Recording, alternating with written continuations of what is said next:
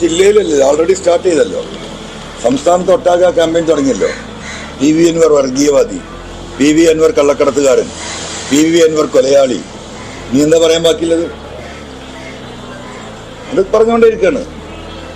അങ്ങനെ തടയിടാൻ യാഥാർത്ഥ്യങ്ങൾ, സത്യാവസ്ഥ അത് പഠിച്ച് മനസ്സിലാക്കി അതിനോട് രാഷ്ട്രീയമായിട്ട് പ്രതികരിക്കുന്നതിന് പകരം മുസ്ലിം പ്രീണനം കൊണ്ടാണ് തെരഞ്ഞെടുപ്പ് പരാജയപ്പെട്ടതെന്നും അൻവർ ഇപ്പോൾ ഇന്ന് അവരുടെ കൈകളിലേക്ക് പോവുകയാണെന്നും അതുകൊണ്ട് നമ്മൾ ഒരു RSS BJP പക്ഷത്തേക്ക് നമ്മൾ ചെറുതായിട്ട് അവരുടെ സപ്പോർട്ട് സ്വീകരിക്കണമെന്ന മെസ്സേജും ഈ രാജ്യത്ത് കൊടുത്തുകൊണ്ടേയിരിക്കല്ലേ CPM. അതിനല്ലേ ഇപ്പോൾ ഞാൻ ചോദ്യം ചെയ്തുകൊണ്ടിരിക്കുന്നത്. അപ്പം ഞാൻ സ്വാഭാവികമായിട്ടും ഈ പറയുന്ന എന്താ പറയുക മതവാദിയും മതരാഷ്ട്രവാദിയും തീവ്രവാദിയും ഒക്കെ ആവും. അതിനിപ്പോൾ അത്ഭുതപ്പെടാനൊന്നുമില്ല. ഇന്നലെ ജില്ലാ കമ്മിറ്റി പ്രസിഡന്റുമാർക്കൊരു വെല്ലുവിളി, ജില്ലാ സെക്രട്ടറി ചവിട്ടാൻ പോയി എന്നുള്ളൊരു കാര്യം നേരത്തെ അവർ പറഞ്ഞിട്ടുണ്ട്. അങ്ങനെ ഉണ്ടെങ്കിൽ ആ സെക്രട്ടറി അംഗത്തിന്റെ പേര് പുറത്ത് പറയണം, അല്ലെങ്കിൽ ആ കാര്യം വെളിപ്പെടുത്താൻ MLA തയ്യാറാണോ, അതിനെ വെല്ലുവിളിക്കുന്നതെന്നാണ് ജില്ലാ കമ്മിറ്റിയിലെ പ്രസിഡന്റ് പറഞ്ഞത്. ആ പറഞ്ഞതിന്റെ അർത്ഥം എന്താ പറയുക? ആ കക്ഷിയെ അവിടെ പുറത്താക്കാൻ വേണ്ടി നിൽക്കുക. അപ്പൊ സ്വാഭാവികമായിട്ട് ഇപ്പൊ ഞാൻ ഈ പേര് പറഞ്ഞാൽ അദ്ദേഹത്തെ എടുത്ത് പാർട്ടിയിൽ നിന്ന് പുറത്തിടും. സ്വാഭാവികല്ലേ? അതിന്റെ ഭാഗമായിട്ടുള്ള ചോദ്യം. അതൊക്കെ ഒരു പള്ളിയിൽ പോയി പറഞ്ഞാൽ മതി. അവരത്ര ബുദ്ധിയില്ലെങ്കിലും PV എന്ന് പറഞ്ഞാൽ ഇത്തിരിയെങ്കിലും ബുദ്ധിയുണ്ട്. അതുകൊണ്ട് ആ സത്യാവസ്ഥ പുറത്ത് പറഞ്ഞ് ഒരു സൗഹൃദത്തിന്റെ പേരിൽ പറഞ്ഞാണ്. ആ പേരിൽ ഇനി അദ്ദേഹത്തെ പുറത്തിടാൻ വേണ്ടിയിട്ട് ഞാൻ അവിടെ പേര് പറയണം. ഒരു ഉദ്ദേശിക്കുന്നത് ഏതാ? പോട്ടെ. ഈ പോരാട്ടം തുടങ്ങിയതിന് ശേഷം പാർട്ടി നേതൃത്വത്തിലുള്ളവർ അങ്ങനെയുമായിട്ട് സംസാരിക്കാൻ എന്തെങ്കിലും ശ്രമിക്കുന്നുണ്ടായി ജില്ലയിലെ? ഇപ്പോഴോ? അല്ല, പാർട്ടി സംസാരിക്കാൻ ഒരുപാട് പ്രാവശ്യം ശ്രമിച്ചു. അവരെന്നെ അക്നോളജ് ചെയ്യുന്നുണ്ടല്ലോ.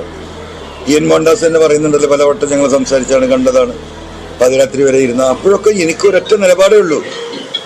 എന്താ നിലപാട്? ഈ സ്വർണ്ണക്കള്ളക്കടത്തുമായി ബന്ധപ്പെട്ട വിഷയത്തിൽ ഗവൺമെന്റ് എടുക്കുന്ന നിലപാട് ശരിയല്ല. സത്യസന്ധമായ അന്വേഷണം നടക്കണം. റിദാൻ ഫാസിൽ അതിന്റെ ഭാഗമാണ്. മാമി തിരോധാനം ഇതിന്റെ ഭാഗമാണ്. ഈ കാര്യങ്ങൾ കൃത്യമായി അന്വേഷിക്കാൻ നിങ്ങൾ തയ്യാറായാൽ ഓക്കെ, ഞാൻ നിർത്താം, ആയിക്കോട്ടെ, ഞങ്ങൾ കൃത്യമായി ചെയ്യാമെന്ന് പറയും. പിറ്റേ ദിവസം നമ്മൾ നോക്കുമ്പോൾ പോലീസ് വളഞ്ഞ വഴിയിലൂടെയാണ് പോകുന്നത്. കേസിന്റെ യാഥാർത്ഥ്യങ്ങൾ കണ്ടെത്താനുള്ള വഴിയിലല്ല നടക്കുന്നത്. എന്താണ് ഇപ്പൊ ഈ സ്പെഷ്യൽ ഇൻവെസ്റ്റിഗേഷൻ ടീമിന് ശേഷം നടക്കുന്നത്? എനിക്ക് വിവരം തന്ന ആളുകളെ തേടി നടക്കുക, എനിക്ക് വിവരം തന്ന പോലീസ് ഉദ്യോഗസ്ഥരെ തേടി നടക്കുക. അൻവർ പറഞ്ഞ ഈ കാര്യത്തെക്കുറിച്ചല്ല അന്വേഷണം. ഈ ചങ്ങാതിക്ക് ഇതൊക്കെ എങ്ങനെ കിട്ടി, ആര് കൊടുത്തു, അവരെ പേരിൽ നടപടിയെടുക്കാനുള്ള പരിശ്രമം നടക്കുന്നത്. ഇതെന്ത് വെള്ളരിക്കാ പട്ടണം? 3.5 കോടി ജനങ്ങളെ പോവാക്കുക. ഇപ്പൊ നിങ്ങളൊക്കെ കാത്തിരിക്കുന്നത് മറ്റേ പാറോല കിട്ടാനാ. എന്ത്? ഈ അജിത് കുമാറിന് 4 ദിവസം ആ സീറ്റിൽ നിന്ന് മാറ്റിയിരുത്തി. എന്നിട്ട് കേരളത്തെ ജനങ്ങൾ സംതൃപ്തരാവോ? ജനങ്ങൾക്കിത് ബോധ്യപ്പെട്ടിട്ടുണ്ട്. ഞാൻ ഇന്നും ഇന്നലെയും മിനിയാന്നും കഴിഞ്ഞ 10 ദിവസമായി പറഞ്ഞുകൊണ്ടിരിക്കുന്ന അജിത് കുമാറിനെ സസ്പെൻഡ് ചെയ്ത് പുറത്തിരുത്തണം. ആ PHQക്ക് അവൻ കയറാൻ പാടില്ല. അവരുടെ താക്കോല് വാങ്ങണം, ഫോൺ തിരിച്ചു വാങ്ങണം, കമ്മ്യൂണിക്കേഷൻ വാങ്ങണം, എന്നിട്ട് വേണം അന്വേഷണം നടത്താൻ. ആ സസ്പെൻഡ് ചെയ്യാൻ ഞാൻ ഈ കൊടുത്ത അദ്ദേഹത്തിന്റെ വസ്തുവകകളുമായി ബന്ധപ്പെട്ട ഡോക്യുമെന്റ് മാത്രം മതി. 6 മാസം കൊടുക്കുന്നത്. ഈ 3.5 കോടി ജനങ്ങൾക്ക് ഇതൊന്നും മനസ്സിലാവില്ലേ? സഭ ചേരാതിരിക്കാമല്ലോ. സഭയില് UDF എന്താണെങ്കിലും അങ്ങനെ ഉന്നയിച്ച ആ പ്രശ്നങ്ങൾ ഏറ്റെടുക്കുമെന്നാണ് അറിയിച്ചിട്ടുള്ളത്. UDFന്റെ സമീപനം മാറുന്നുണ്ട്, അങ്ങനെ കരുതുന്നുണ്ടോ? ഞാനത് ശ്രദ്ധിക്കാൻ എനിക്ക് സമയം കിട്ടിയില്ല. ഞാനിതിന്റെ ഓട്ടത്തിലായതുകൊണ്ട് ഞാൻ സത്യത്തിൽ വാർത്തകളും ബാക്കിയുള്ള കാണാനും സ്റ്റേറ്റ്മെന്റ് കാണാനും കഴിഞ്ഞിട്ടില്ല. അല്ല, UDF നേതാക്കളൊക്കെ ആദ്യം ഇന്നലെ പ്രതിപക്ഷ നേതാവും ഒക്കെ ആദ്യം പറഞ്ഞ രീതിയിലല്ല ഇന്നലെ അവരുടെ ഒരു അതെന്താ സൂചിപ്പിക്കുന്നത് എനിക്കറിയില്ല. എന്റെ ഭാഗത്തുനിന്ന് അങ്ങനത്തെ ഒരു കാര്യം നിങ്ങൾ പ്രതീക്ഷിക്കുന്നു. മനസ്സിലായില്ലേ? ഞാൻ ഈ വിഷയവുമായി മുന്നോട്ട് പോകുമ്പോൾ ഇതുമായി ഈ വിഷയത്തോടൊപ്പം നിൽക്കുന്ന ആളുകളുമായി സഹകരിച്ച് നമ്മൾ മുന്നോട്ട് പോകും. അതാണ് ഇപ്പോഴത്തെ പൊളിറ്റിക്കൽ സ്ട്രാറ്റജി. പിന്നീടുള്ള പൊളിറ്റിക്കൽ സ്ട്രാറ്റജി ഞാൻ പറഞ്ഞല്ലോ, ജനം ചേർന്നൊരു പാർട്ടി ആവുകയാണെങ്കിൽ അതിന്റെ പക്ഷമാകും. അല്ല, ജനങ്ങൾ വേറെ ഏതെങ്കിലും കാര്യങ്ങൾ ആലോചിക്കുകയാണെങ്കിൽ അത് അപ്പം ആലോചിക്കാം. എനിക്കതിൽ ധൃതിയില്ലല്ലോ.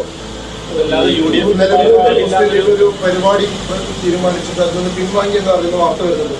KM ഷാജി കൊണ്ടുവന്ന് താങ്കളുടെ ആരോപണങ്ങളുടെ പശ്ചാത്തലത്തിൽ നിലമ്പൂർ ഒരു രാഷ്ട്രീയ വിശദീകരണ യോഗം തീരുമാനിക്കുന്നു. പിന്നീട് സംസ്ഥാന നേതൃത്വം, ജില്ലാ നേതൃത്വം ഇടപെട്ട് ചില വ്യക്തികൾ ഇടപെട്ട് അത് മുടക്കിയെന്നാണ് പേരുന്ന ആരോപണം.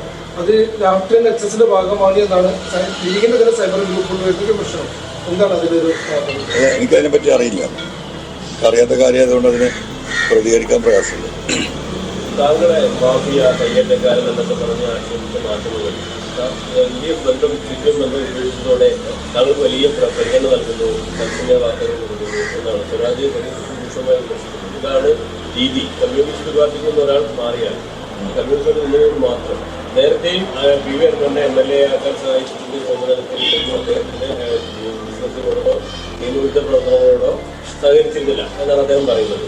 അങ്ങനെ തോന്നുന്നുണ്ട്. കാരണം CPM തോന്നുന്നത് വേട്ടയാടി അല്ലെങ്കിൽ അത് കഴിഞ്ഞപ്പോൾ അല്ല, സ്വരാജ് അങ്ങനെ പറഞ്ഞിട്ടുണ്ടെങ്കിൽ അത് വിവരക്കേടാണ്. കാരണം അതിൽ നിന്ന് എന്താ മനസ്സിലാക്കുന്നത്, സ്വരാജിൻ്റെ സ്റ്റേറ്റ്മെൻറ്റിൽ നിന്ന് ഒന്നാമത് പാർട്ടിയിൽ നിന്ന് എന്നെ പുറത്താക്കിയതാണ്. ഞാൻ പാർട്ടി വിട്ടു പോയതല്ല. എന്നെ ബലം പ്രയോഗിച്ച് തള്ളി മാറ്റി പുറത്തേക്ക് ഇട്ടതാണ്. അപ്പോൾ ആദ്യം സ്വരാജ് ആ പറഞ്ഞത് തിരുത്തണം. രണ്ടാമത്തെ കാര്യം, ഇപ്പോൾ സ്വരാജ് പറയുന്നത് ഞാൻ നിയമവിരുദ്ധ പ്രവർത്തനം നടത്തിയപ്പോൾ പത്രക്കാരത് ചൂണ്ടിക്കാണിച്ചു, ഇന്ന് നിങ്ങൾ അതൊക്കെ മറച്ചു വെക്കുന്നു. അപ്പോൾ ഞാൻ നിയമവിരുദ്ധ പ്രവർത്തനം നടത്തിയിട്ടുണ്ടെങ്കിൽ അന്ന് തന്നെ ഈ പാർട്ടിയിൽ നിന്ന് പുറത്താക്കണ്ടേ? ഈ നിയമവിരുദ്ധ പ്രവർത്തനം നടത്താൻ ഈ പാർട്ടിയിൽ കഴിയില്ല എന്ന് പാർട്ടി ലീഡർഷിപ്പ് പറയണ്ടേ? അതുണ്ടായിട്ടില്ലല്ലോ. ഞാനൊരു നിയമവിരുദ്ധ പ്രവർത്തനം ഇവിടെ നടത്തിയിട്ടില്ല. നിയമത്തിന് വിധേയമായ കാര്യങ്ങൾ തന്നെയാണ് ചെയ്തത്. ആ നിയമത്തിന് വിധേയമായ കാര്യങ്ങൾ ചെയ്തതിൽ ഈ പറയുന്നത് പോലെ ഭരണകക്ഷിയിലെയും പ്രതിപക്ഷ കക്ഷിയിലെയും ചില നേതാക്കന്മാരുടെ ഗൂഢാലോചനയുടെ ഭാഗമായി പത്രക്കാരായ നിങ്ങളും കൂടി അങ്ങനെ എനിക്കെതിരെയുള്ള റിപ്പോർട്ടുകൾ, ഒരു സത്യം എഴുതാൻ ഒരു വില്ലേജ് ഓഫീസർക്ക്, ഒരു തഹസിൽദാർക്ക്, ഒരു ജില്ലാ കളക്ടർക്ക് കൈവറക്കുകയാണ്. സത്യം എഴുതിയാൽ എന്താ? അൻവർ സ്വാധീനിച്ചു, അൻവറിന്റെ പണം കൊടുത്തു, അല്ലെങ്കിൽ ഗവൺമെന്റ് സ്വാധീനിച്ചു. ഒരാളും നീതി എഴുതിയിട്ടില്ലല്ലോ, ഒരു സത്യം എഴുതിയിട്ടില്ലല്ലോ. ഞാനിപ്പോൾ നിങ്ങളോട് പറഞ്ഞ പോലെ ഇപ്പോൾ ആദിവാസികളുടെ കുടിവെള്ളം ഞാൻ മുട്ടിച്ചു എന്ന കക്കാടംപൊയിൽ അതെന്നെ വലിയ വാർത്ത. ആ 28 കുടുംബം ഇപ്പോഴും ജീവിച്ചിരിപ്പുണ്ട്. ആ 28 കുടുംബം അന്ന് കളക്ടർ പോയി കണ്ട് പറഞ്ഞതാ, ഇത് പൊളിക്കരുത്, ഈ കുറച്ച് വെള്ളം അവിടെ നിൽക്കുന്നുണ്ടാണ് ഞങ്ങളെ കോണയിൽ കുടിവെള്ളം കിണറിൽ കിട്ടുന്നത്. ഒരു ദിവസം അവർ തറഞ്ഞിരുന്ന. ഇപ്പോൾ നിങ്ങൾക്ക് പോയി ചോദിക്കാം, എന്താ റിപ്പോർട്ട് കളക്ടറുടെ കുടിവെള്ളം മുടക്കി? 3 ആൾക്ക് ഉയരത്തിലുള്ള ഒരു തടയണയാണ് ഡാമാക്കിയത്. ചാലിയാർ പുഴ കെട്ടി തിരിച്ചു തന്നിട്ടാണ്.